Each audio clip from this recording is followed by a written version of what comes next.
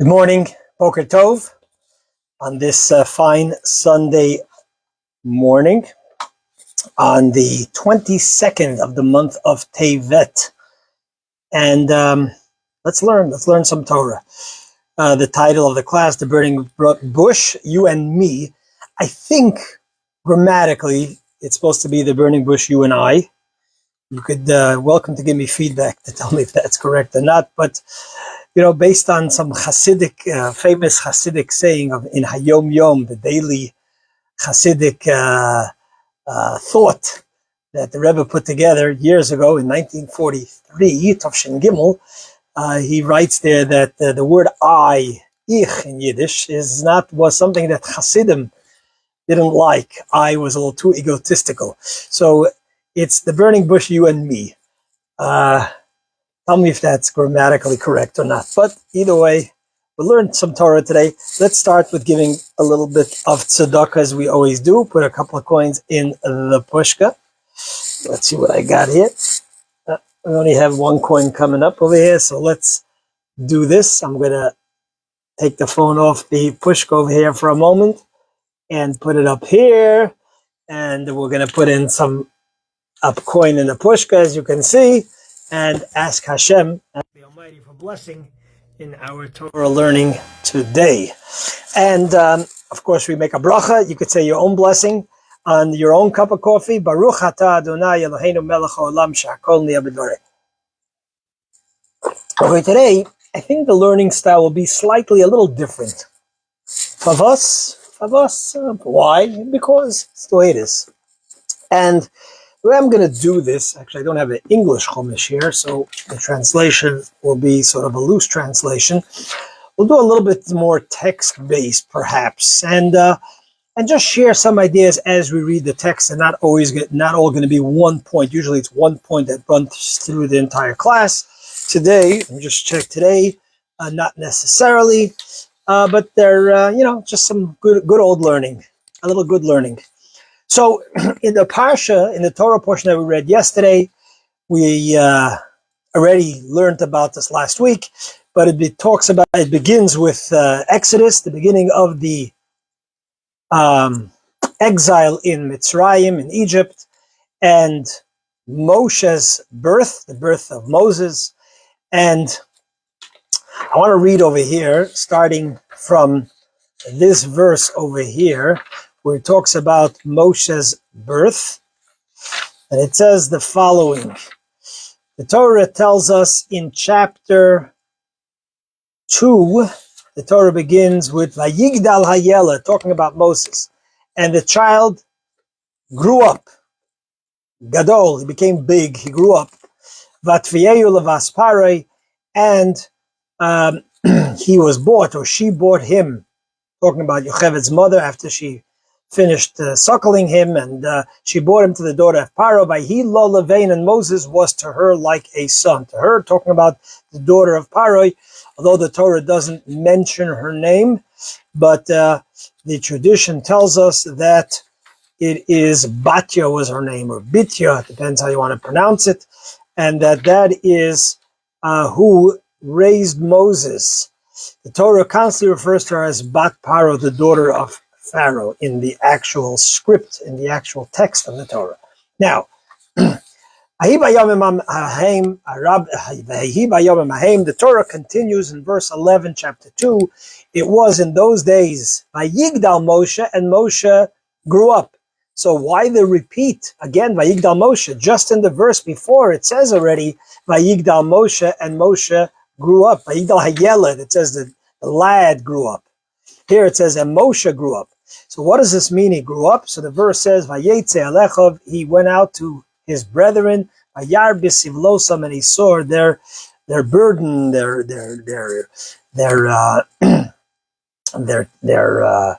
enslavement, and so on.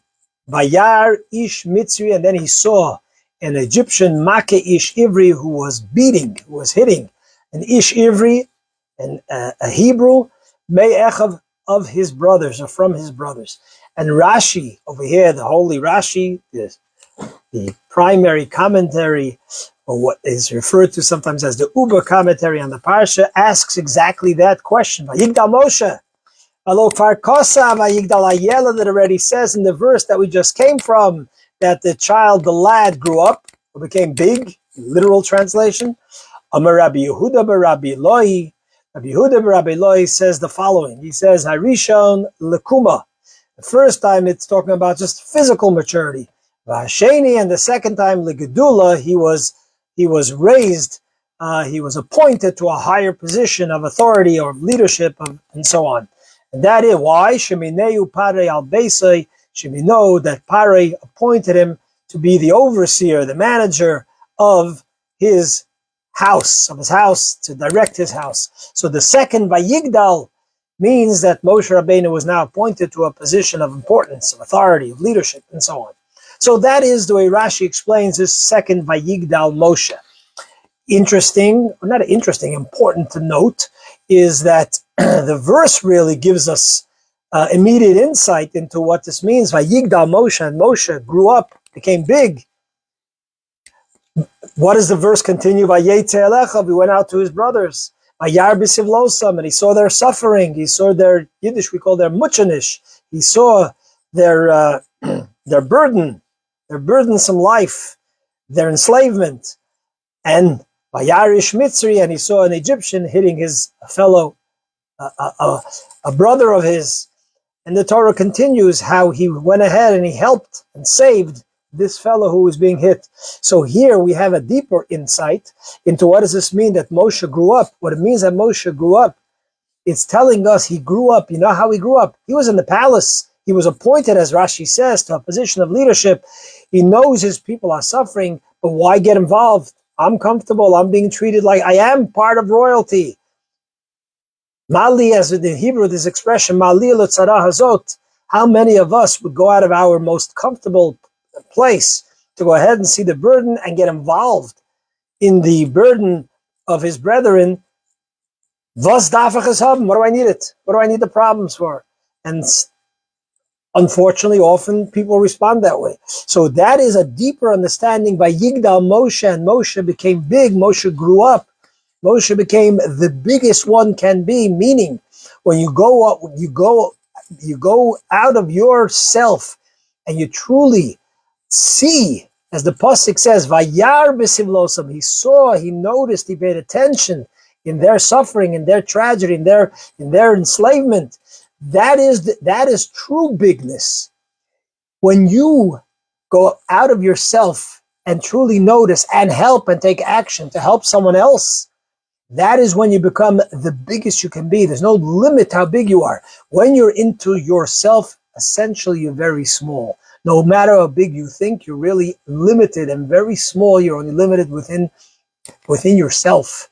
When you could be truly and see someone else, and you could go outside of yourself, and you could be there for others, you become truly big and truly great. So that is, you could elaborate on that thought as it can be, but that is a deeper understanding of what does it mean by Yigdal Moshe, and Moshe became big, and Moshe grew up. That's a sign of that you grew up and that you're truly big.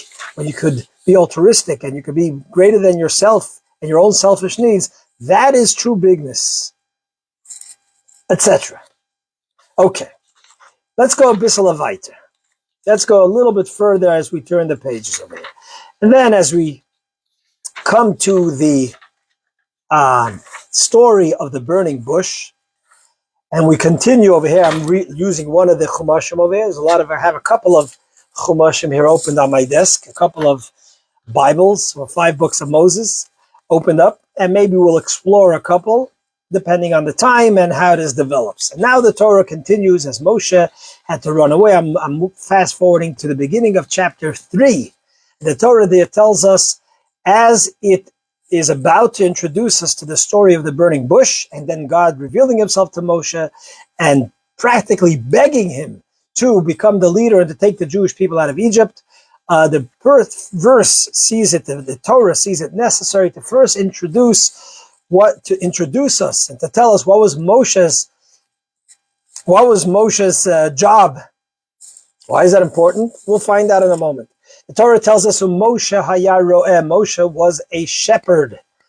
Moshe was a pastach, we say in Yiddish. Moshe was a shepherd. He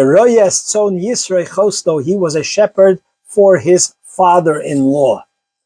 And he went ahead and he led his sheep into the desert.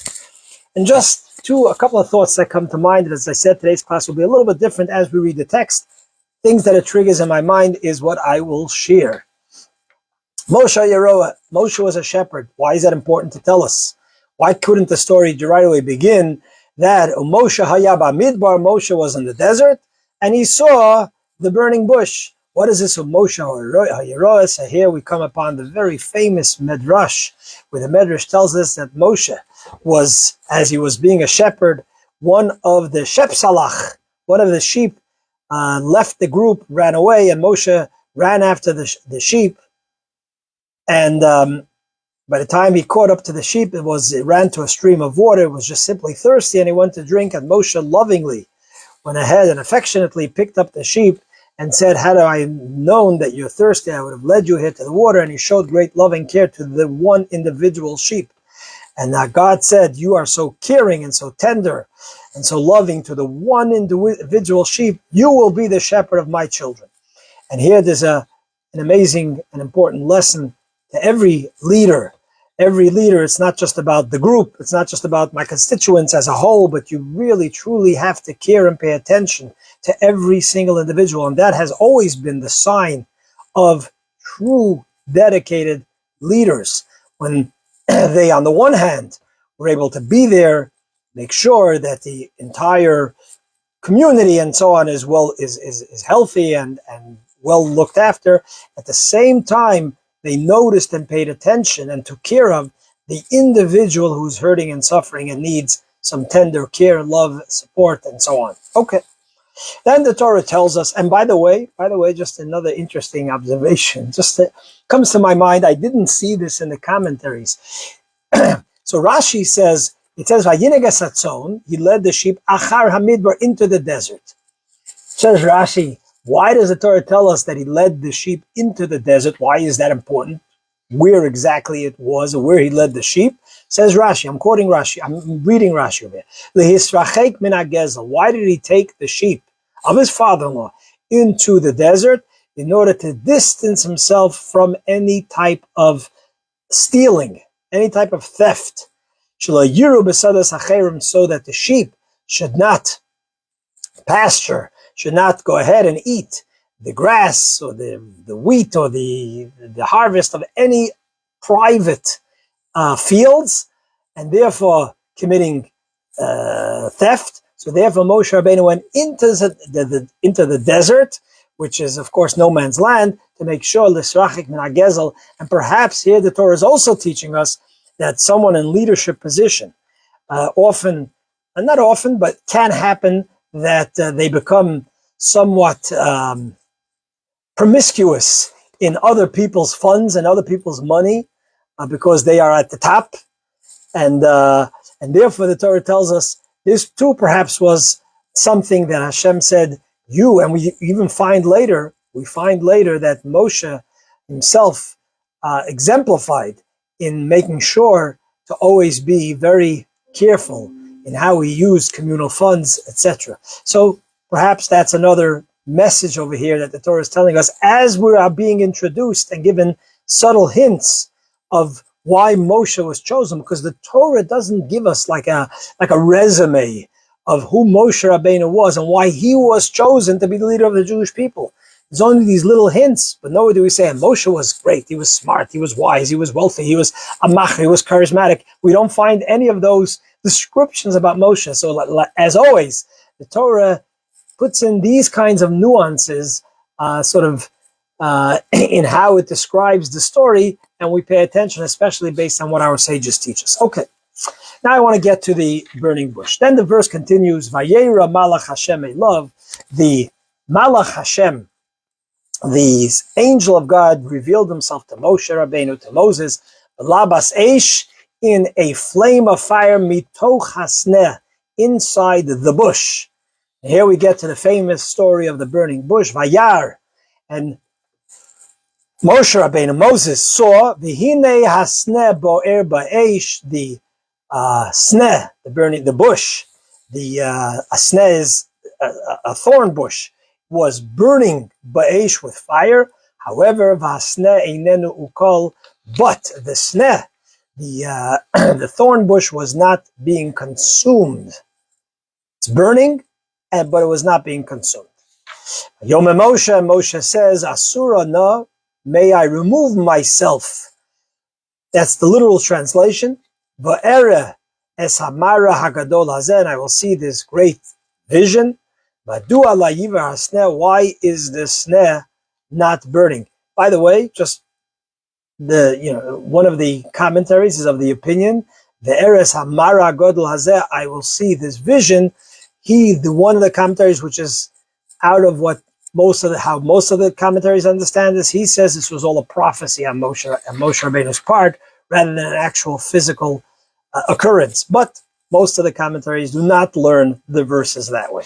Then the verse continues, Vayar Hashem kisor liros, and then God, here it doesn't say an angel, it says God himself, noticed kisor liros, that Moshe Rabbeinu moved forward or backward, whichever commentaries argue on that, kisar liros, but either way, he moved in order to see. That's when God called out to Moshe Rabbeinu.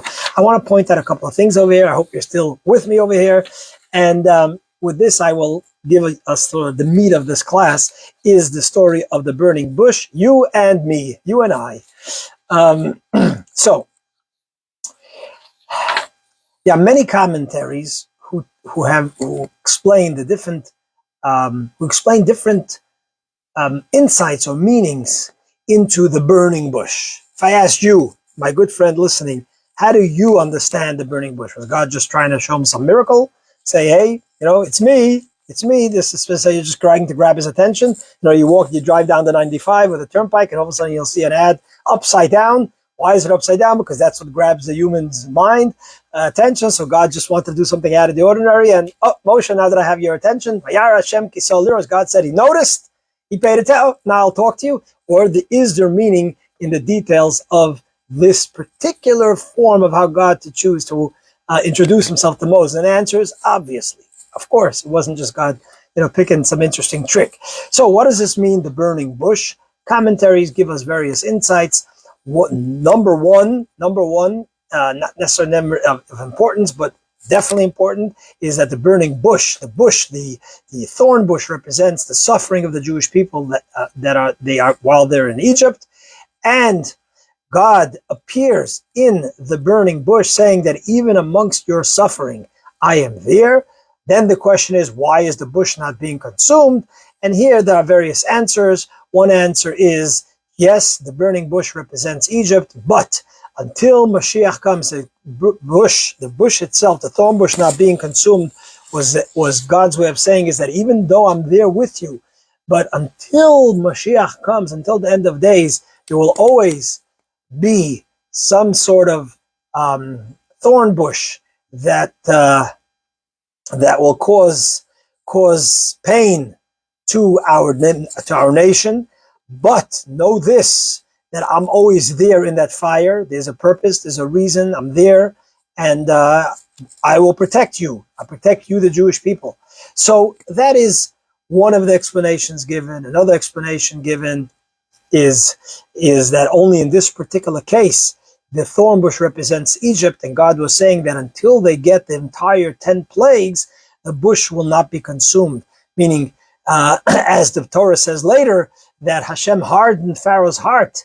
Even though God already from the first plague was there smiting, meaning God's fire was burning the Egyptians, he gave the Egyptians the strength to remain and to continue so that they could get even further punishment. And that is the meaning of the bush not being consumed. Okay, this is one line of thinking. Let's take the first half of it, meaning that God is there even in the suffering. And during the suffering, Hashem is there. The point Hashem was telling us that in our suffering, in our suffering, while we're in Egypt, you're not there alone. Not only you're not there alone, to use the expression of Rashi, God is saying, I'm also suffering. I also feel the pain of the thorn bush. Meaning, even though I'm God, I can do whatever, but for reasons either that we can understand or that is beyond our understanding, nevertheless, God says this is what has to happen. There is reasons for the pain. There is reasons for the struggle. But know that I'm in that struggle and I'm in that pain as well. You know, amazingly, after October 7th, there was sort of an amazing response where, on the one hand, never did we have such pain since World War II on a collective basis. And yet there was this incredible feeling that God is with us. I mean, if you looked at the response of how we responded and our clinging, and not only clinging, but coming closer to Hashem, recognizing that although we don't understand, and there's such horror and suffering, we felt that Hashem is with us. We felt it in the soldiers responding and dancing with songs of emunah and faith. We felt it in how people from throughout the world responded in stepping up to the plate and helping those who have lost loved ones, those who have lost homes, and so on.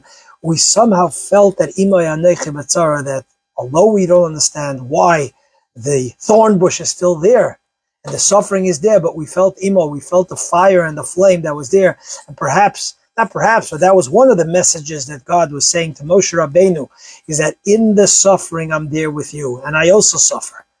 And while it makes no sense, but know that it is no different than a tati giving you a patch. It's a patch, it hurts, but it's your father. And he's there with you, and he feels your pain, and he's there in your pain, and so on. And eventually, like with Mitzrayim, the miracles and the plagues to our enemy come, and they are defeated, as we see what's happening with all those who have attacked us in the last couple of years. Okay. I want to take this a level further. I want to take this even a level deeper, and there's so much more we could talk about the burning bush and commentaries and Torahs. Rucha me'eretz midah, it has no limit to how much insights you could find. But I want to talk about some of the other commentaries. I want to go, I mentioned this in the synagogue and at my Shabbat table yesterday.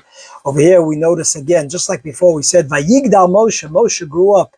What does that mean he grew up? That he noticed the suffering of his brethren. Here too we find something interesting. Vayomer Moshe, when Moshe sees the burning bush, what does Moshe say? He says, Asura na, may I move or remove myself. Ve'era, let me look at this Mara Hagadol Hazeh.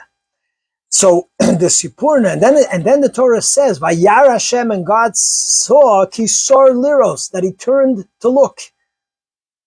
And the Torah is very measured with its words. One little extra letter has meaning. Why could it not just say that Moshe Rabbeinu was in the desert and there was a burning bush that he saw, and God said to him, and God spoke? But here it makes a point to say, Moshe says, let me asurana, let me move, let me remove myself, or let me move towards. And he noticed that Vayar, in fact, if you look in the Sipurna, one of the great, also early commentaries, he says two words, Vayar, he says that when it says, Moshe Rabbeinu says, Vayomer, let me go ahead and look, he says, Asura na ve'era, he says, let me go and look. He uses the words et bonen ve'era. Let me contemplate.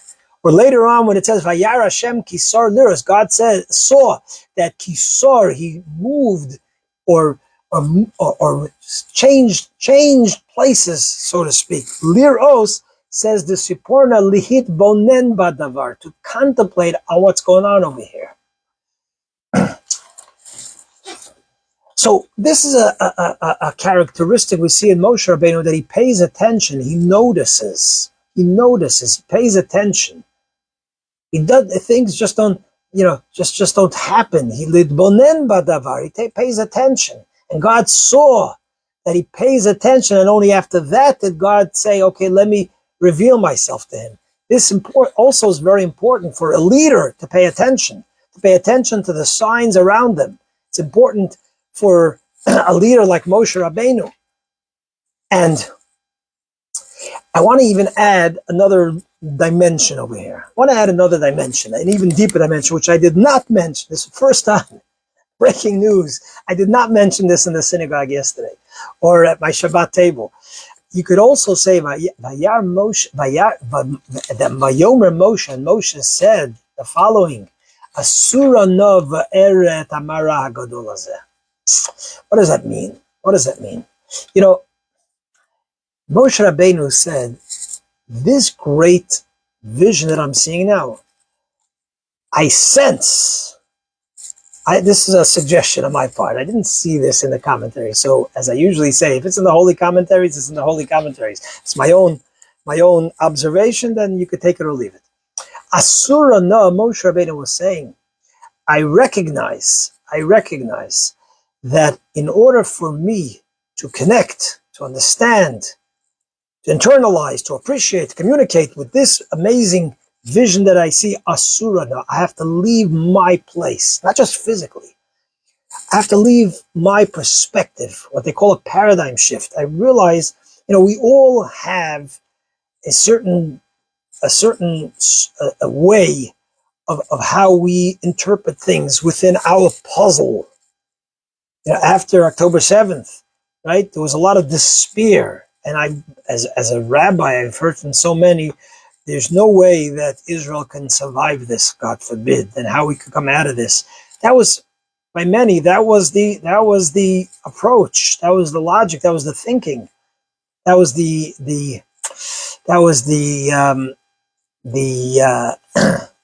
sort of hopeless response. Moshe Rabbeinu says, Asura no. This vision that I see, which he, of course, felt was a holy, godly vision, he says, for me to connect with that, I must first leave the zone and the approach and the perspective from before, and I got to pay true attention to what's happening over there. What am I being told? What am I being introduced to? Very important. And Hashem says, that's why it says, Vayara Hashem, God saw, before God even spoke to him, Vayara Hashem, God noticed, Kisor Liros, that he moved or removed himself, Liros, to see the negative and the positive. Kisor, he removed himself from before, Liros, to see, which is such a prerequisite to receiving the Torah, which the Jews received when they went out of Sinai. It's a prerequisite for our own connecting to holiness, to Torah, and so on. You got to be ready to put aside all your preconceived notions, all your certainties. This is the way I see it. This is my opinion. This is what the worldly opinion is. This is what the cultural opinion is. You have to asura no, put that, remove yourself from all of that, va'era, and step in to have that positive relationship with what God is trying to tell you. And then you could have the revelation of the burning bush. Very important. I'm going to finish with a story, but before I finish the story, I want to mention one more thought, just quickly, which is also somewhat connected. And this was yesterday. Rabbi Denberg, my brother-in-law, gave a speech at the shul, and he mentioned this following commentary in terms of the burning bush, that a more sort of a Hasidic approach. And the Hasidic approach was that the burning bush represents, the 70 facets to the Torah, represents another thought over here. The burning bush represents the fire, represents the fire within us, the fire of holiness, the fire of our soul. The sneh, the prickly, the thorn bush represents our struggles, the struggles of our physical bodies, temptations, desires, shortcomings, emotional struggles, worldly struggles, financial struggles, life struggles, whatever it might be, the ups and downs of life, both materially, spiritually, emotionally, and the fire represents the neshama, the soul. And here, as Moshe is being introduced as a leader to what his main mission, which is to be Moshe Rabbeinu, the teacher of our people, teaching us Torah, teaching us how to connect to Hashem. So there are times that we struggle with, why is it that our materialism and our challenges are not consumed by the holiness of our soul? Here we could sit down and pray with so much fervor, sit down and study Torah, and we would like to see the fire of holiness consume and get rid of all this, the sneh and what it represents, the burning bush, meaning not the burning bush, the prickly bush, the thorn bush, which, as mentioned, represents all the other side of holiness, that which drags us down. And here was the challenge and the frustration. How can it be that the fire does not consume the negative thorn bush and all that it represents? And here, the response that God was telling us is that my fire is in the burning bush. In fact, the way you attain holiness, the way you attain godliness is with those struggles and those shortcomings and those setbacks. It is keeping the fire despite or because of, and using the fire to consume the bush on a daily basis as we have to go through the challenges, at least till Mashiach comes, when the prophet says, "V'esruach hatum avim min haaretz," I will remove the spirit of impurity. That is where the fire is found. That is what actually causes your fire to burn in a much more powerful way. That is the deeper message over here. All beautiful thoughts. All beautiful thoughts. I thought, let me finish off with a story. Since it says over here, Vayar Hashem kisor liros, God saw that he paid attention, he noticed. I want to talk about a story. I just want to mention a story that I remember hearing from Rabbi Groner. I didn't hear it actually. He wrote it up. He wrote it up after the Rebbe, my Rebbe, Rabbi Menachem Mendel Schneerson, 7th Chabad Rebbe, after Gimel Tammuz, after his soul descended upon high. We're going back, 30 years ago, maybe even probably more. So he wrote an article in a magazine that's still published today in Hebrew called the Kfar Chabad. And in that article, Rabbi Groner shared the following story. And I remember it made an impression, because sometimes you talk about great people, it's the big miracles that maybe impress us or some. But this story spoke to me because it was about, as we said, what was a sign of Moshe's greatness and to be a leader is he noticed their troubles. He noticed God saw kisar lirais, that he turned to notice, to pay attention.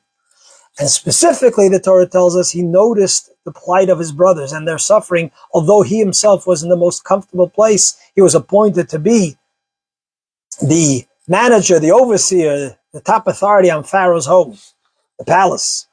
So here's a story that Rabbi Groner, the Rebbe's secretary, shared after Gimel Tammuz, the day of the Rebbe's passing. So passing spiritually, but the soul of a tzaddik is always with us. So he said the following. He says one time he was sitting in the evening. He was sitting in the Rebbe's office. Those of you who have been to Crown Heights and 770, always the chuppah, whenever there's a wedding, if it's in proximity to Crown Heights, no matter where the wedding hall might be, because of the great holiness of 770, the chuppah was always right near the Rebbe's office. And Rabbi Groner was sitting with the Rebbe, getting instructions from the Rebbe, whatever the instructions were, as he would do regularly as the Rebbe's secretary. And at one point, the Rebbe turns to him and says, it looks like they're getting ready to do a chuppah outside. And the Rebbe says, I don't hear the usual, I'm just trying to explain, perhaps before a chuppah started, the musicians would usually practice a little bit and so on. Somehow, the Rebbe sensed that outside there was no music in getting ready for the chuppah. The Rebbe asked Rabbi Groner, why do I not hear music that I usually hear at a chuppah, or when they're getting ready to the chuppah? So Rabbi Groner said, I don't know, I'm going to go out and I'll find out. He goes out on behalf of the Rebbe's request, and he asks the family, why is there no music for the chuppah? Usually in those days it was probably one musician playing a clarinet or playing a trumpet, whatever it might be. And they responded and said, sorry, but the truth is we just can't afford it. So we had to cut back on certain things in the wedding. Rabbi Groner came back and he reported this to the Rebbe. So the Rebbe instructed him immediately to get hold of the local musician that used to play at the chuppahs. Perhaps it was Eli Lipsker. I mean, there was one or two in those days who were the local musicians that were hired for most of the weddings. And to tell them that I will sponsor the music for the chuppah. And Rabbi Groner went out, and the Rebbe is arranging, and it was arranged. If I remember the story, the Rebbe even asked clearly that it should be done in confidence, that the family should not know it's coming from him, as to minimize or not to cause any extra embarrassment, discomfort, and so on. And what was special about this story is exactly this. Vayar Hashem kisor liros. And God saw that he paid attention. Here the Rebbe is sitting in his office. He's doing his work. Rabbi Groner did, they're totally focused on the work. But the Rebbe sensed and noticed that there's a Jew. Sorry for the ringing over here. Let me do that. Let me stop. He sensed and noticed that there's something wrong. There's a fellow, one of his brethren that is not able to have the usual joy that a chatan and kala, bride and groom, should have. So many lessons in today's discussion. Many lessons of what is true greatness, what is true bigness of yourself. Find someone else. Pay attention to someone else in your family, in your community, and beyond. Especially that someone else has not noticed, because you think about it. Moshe Rabbeinu comes out and he notices that Egyptian is being beaten. I mean, there are many other people there that could have stopped it, but Moshe Rabbeinu is the one that notices. So there's always, by divine providence, someone out there that you're meant to notice and then to take action. And that would be a true bigness in the greatest sense, because that's a real connection to the Almighty, to a fellow man. Going out of yourself, that's true maturity, that's true bigness. And it is that characteristic that Moshe, when God revealed himself at the burning bush, that Hashem said, Vayar Hashem kisor liros, that he paid attention and noticed the revelation that led Moshe Rabbeinu to be the leader of our people, which led to the greatest moment of the giving of the Torah, taking us out of Egypt, and teaching the world ethics and morality and connection to God. All was as a result of that moment where Moshe was introduced to God, and based on how he responded to that revelation. So that's the thought for today. Many lessons to be learned from this. As I said, thank you for giving me the opportunity to share these holy words of Torah. May you be blessed with a wonderful week. Please share these words of Torah so others can connect and hopefully become bigger.